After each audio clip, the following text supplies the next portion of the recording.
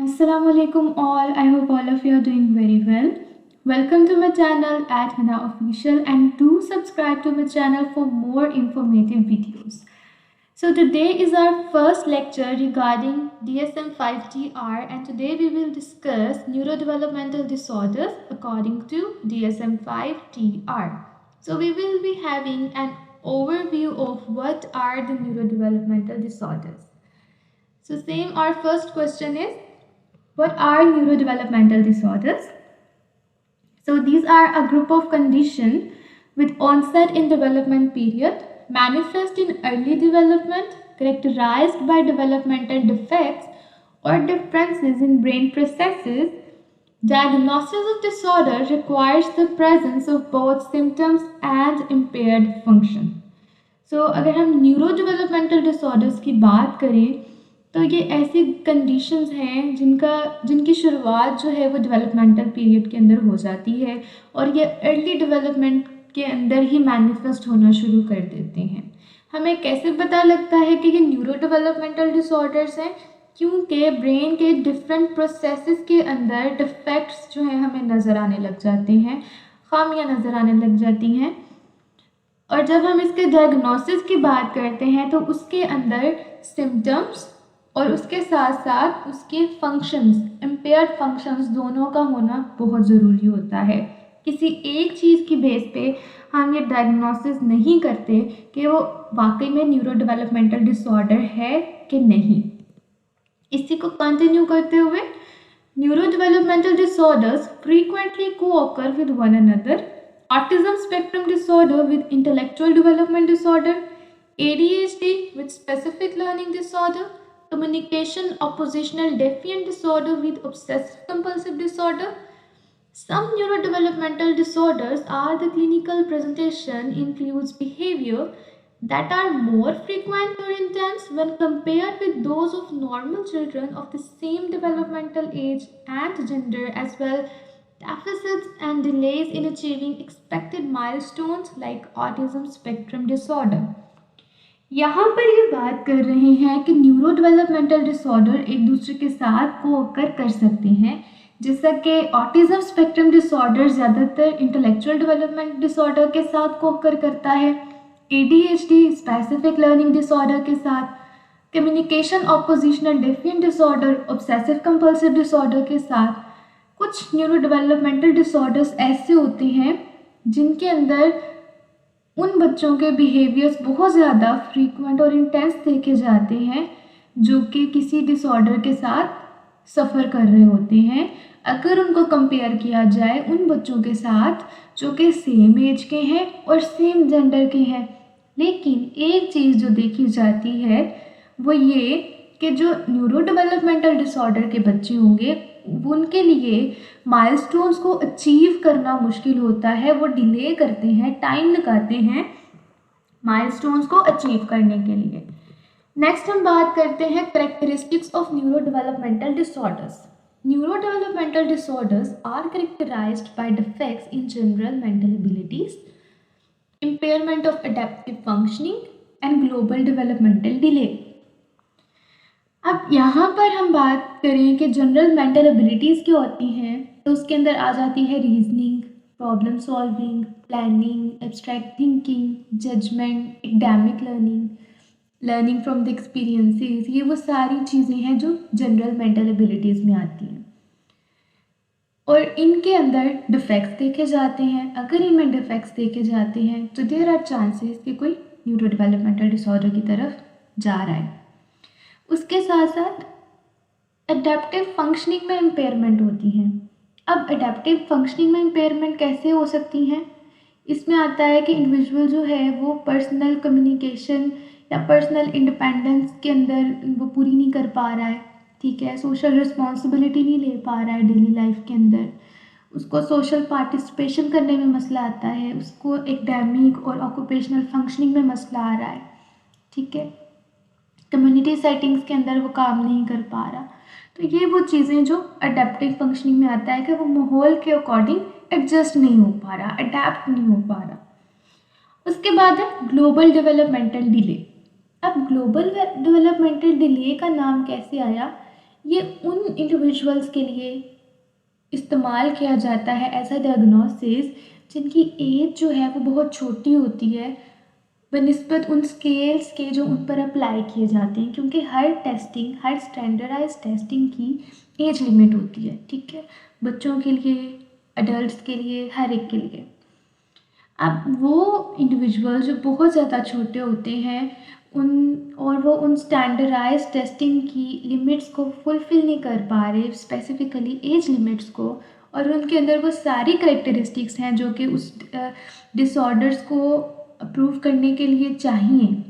उनके अंदर सिम्टम्स भी हैं, उनके अंदर फिजिकल इम्पेयरमेंट्स भी हैं, लेकिन अगर एज लिमिट पूरी नहीं हो रही है तो उनको कहा जाता है ग्लोबल डेवलपमेंटल डिले। उनको इस चीज़ से डायग्नोसिस दिया जाता है, और जब उनकी एज जो है वो पूरी हो जाती है तो उनकी दोबारा असेसमेंट करके उनको फिर डायग्नोस किया जाता है डिसऑर्डर के साथ, स्पेसिफिकली डिसऑर्डर के साथ, ठीक है। उसके बाद आते हैं हमारे पास कम्युनिकेशन डिसऑर्डर। अब जो कम्युनिकेशन डिसऑर्डर है वो क्या कहते हैं? कम्युनिकेशन डिसऑर्डर्स डिफेक्ट्स होती है इन developmental of use of language, speech and social communication.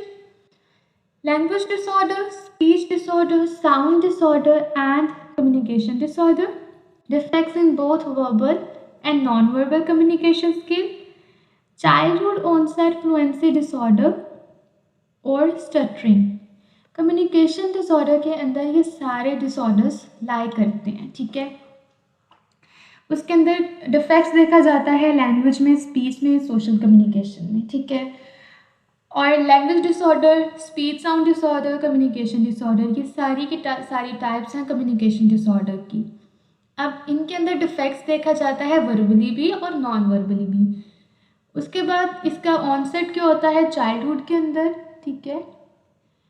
और इसके अंदर चाइल्डहुड ऑनसेट फ्लुएंसी डिसऑर्डर भी आता है, स्टटरिंग भी आता है। वन बाय वन हम इन सबको देखेंगे और फिर हम एक ओवरव्यू लेंगे कि इनके अंदर क्या क्या चीज़ें आती हैं, ठीक है। सो नेक्स्ट मूव ऑन करते हैं चाइल्डहुड ऑनसेट फ्लुएंसी डिसऑर्डर की तरफ। Disturbance of normal fluency, disturbance of motor production of speech which includes repetitive sounds or syllables, prolongation of consonants or vowel sound, broken words, blocking or word produced with an excess of physical tension, being early in life and may produce lifelong functional impairment। Childhood onset fluency disorder ऐसे हैं जिनको हम normal fluency के अंदर disturbance होती है कि वो ज़्यादा फ्लो के साथ बात नहीं कर पाते, ठीक है। या तो वो अल्फाज को रिपीट करेंगे या कॉन्सोनेंट को लॉन्ग कर देंगे या वोवल साउंड को लॉन्ग कर देंगे, या वर्ड्स जो हैं वो ब्रोक हो जाते हैं, ब्लॉक कर देती हैं, वो एकदम बात करते करते स्टॉप हो जाते हैं, ठीक है। उसके साथ जो है या बहुत ज़्यादा उनको फिज़िकल टेंशन लगाना पड़ता है, क्योंकि ये मोटर प्रोडक्शन के साथ रिलेट करता है, मोटर मीन्स मसल्स के साथ, ठीक है। ये अर्ली लाइफ के अंदर जो है स्टार्ट हो जाते हैं और इनके इम्पैक्ट्स जो हैं वो लाइफ लॉन्ग देखे जाते हैं। The next one is autism spectrum disorder. Autism spectrum disorder, defects in social communication, defects in social interaction across multiple contexts. In addition to the diagnosis of autism spectrum disorder requires the presence of restricted, repetitive pattern of behavior, interest or activities. Symptoms change with development. Individual clinical characteristics are noted through the use of specifiers. Autism spectrum के disorder की बात करें तो ये social communication disorder के अंदर आता है, ठीक है। इसको मल्टीपल कॉन्टेक्स्ट के थ्रू देखा जाता है कि इसकी सोशल इंटरेक्शन ज़रूरी नहीं कि सिर्फ घर में है तो घर में ही है, स्कूल में है तो स्कूल में ही है, ऐसा नहीं होता। मल्टीपल कॉन्टेक्स्ट में इसकी सोशल इंटरेक्शन के अंदर डिफेक्ट्स देखे जाते हैं। अगर इसके डायग्नोसिस की बात करें तो इसके अंदर कुछ रेपिटेटिव पैटर्न जो है वो बहुत ज़्यादा देखे जाते हैं, और वो बिहेवियर जो हैं या तो वो इंटरेस्ट की बेस पे हैं या तो वो एक्टिविटीज़ की बेस पे आते हैं। सिम्टम्स की बात करें तो डेवलपमेंटल स्टेज के अकॉर्डिंग, डेवलपमेंट के अकॉर्डिंग इसके सिम्टम जो है वो वेरी करते हैं। फर्दर ऑन हम देखेंगे कि DSM क्या कह रहा है इनके सिम्टम्स के बारे में। उसके बाद स्पेसिफायर्स जो हैं उनको देखना बहुत ज़्यादा लाजमी होता है कि कौन सी ऐसी चीज़ है, कौन सी ऐसी चीज़ें हैं जो उसको ट्रिगर कर रही हैं। उसके बिहेवियर को ट्रिगर कर रही हैं। तो जब क्लिनिकल करेक्टरिस्टिक्स की बात करें तो उनको नोट किया जाता है with the help of specifiers. The next one is ADHD, impairing levels of inattention, disorganization or hyperactivity, impulsivity. Inattention and disorganization entail inability to stay on task, seeming not to listen, losing material necessary for task, fidgeting, inability to stay seated, intruding into other people's activities, inability to wait. Symptoms are excessive for age or developmental level. ADHD overlaps with ODD and conduct disorder in children. It can also lead to adulthood.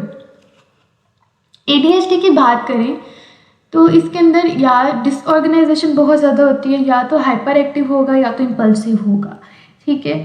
उसके साथ किसी एक काम के ऊपर attention करना, focus करना इनके लिए बहुत ज़्यादा मुश्किल होता है। ऐसा लग रहा होता है कि ये बात नहीं सुन रहे हैं, कोई काम कहा जाए, स्कूल जाए तो चीज़ें भूल जाते हैं, ज्योमेट्री पूरी नहीं होती, फिजिटिंग होती है, एक जगह पे बैठे रहने से इन्हें उलझन होने लग जाती है, दूसरों की एक्टिविटीज़ के अंदर जाके हाथ डालेंगे, उनको तंग करेंगे, इंतज़ार नहीं होता इनसे, और सिम्टम जो हैं वो बहुत ज़्यादा एक्सेसिव हो जाते हैं एज से या डेवलपमेंटल लेवल से। ADHD बहुत ज़्यादा जो है ज़्यादातर ओवरलैप करता है ODD के साथ या कंडक्ट डिसऑर्डर के साथ बच्चों के अंदर, और ये एक ऐसा डिसऑर्डर है जो अडल्टहुड तक जा सकता है अगर उसको टाइमली ट्रीट ना किया जाए। The next one is specific learning disorder, the specific deficit in individual ability to perceive और process information for learning academic skills efficiently and accurately,